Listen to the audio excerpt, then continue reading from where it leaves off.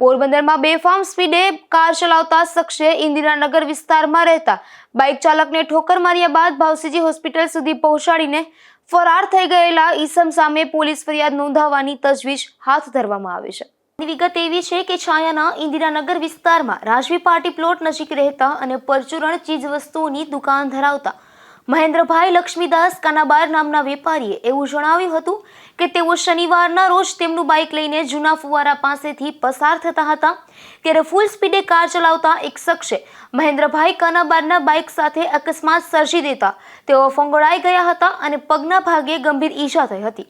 ત્યાં જ ફરજ પર હાજર ટ્રાફિક પોલીસના કર્મચારીઓએ કાર ચાલકની ગાડીના નંબર અને અન્ય વિગતો લઈ લીધી હતી અને ઘવાયેલા મહેન્દ્રભાઈ કાનાબારને ભાવસીજી હોસ્પિટલે પહોંચાડ્યા હતા। કાર ચાલક માંગરોળ વિસ્તારના શખ્સે ઈજાગ્રસ્ત સાથે ભાવસીજી હોસ્પિટલે આવીને તમામ ખર્ચ આપવાની ખાતરી આપી હતી, પરંતુ ત્યારબાદ એ શખ્સ નાસી ગયો હતો। ત્યારે ગંભીર રીતે ઘવાયેલા મહેન્દ્રભાઈ કાનાબારને પગમાં ફ્રેક્ચર જેવી ઈજાઓ થઈ છે અને તેઓ એકલવાયુ જીવન જીવતા હોવાથી ભારે મુશ્કેલીમાં મુકાઈ ગયા છે।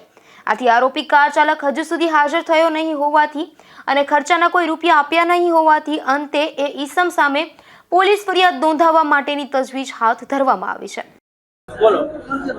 ઇન્દિરાનગર હું રહું છું। મારું નામ મહેન્દ્ર લક્ષ્મીદાસ કાનાબા છે, નાગેશ્વર પાર્ક। હું ઇન્દિરાનગરથી સુદામા ચોક તરફ જતો હતો સામગ્રી દુકાનનો, તો પાછળથી ફોર વ્હીલર આવી અને ઠોકર મારી હતી મને। આજે ચોથો દિવસ છે, મને શનિવારે બનાવ બને છે 12:30 2ની વચ્ચે ફોર વ્હીલર અહીંથી ઠોક મારી પછાડી દીધો।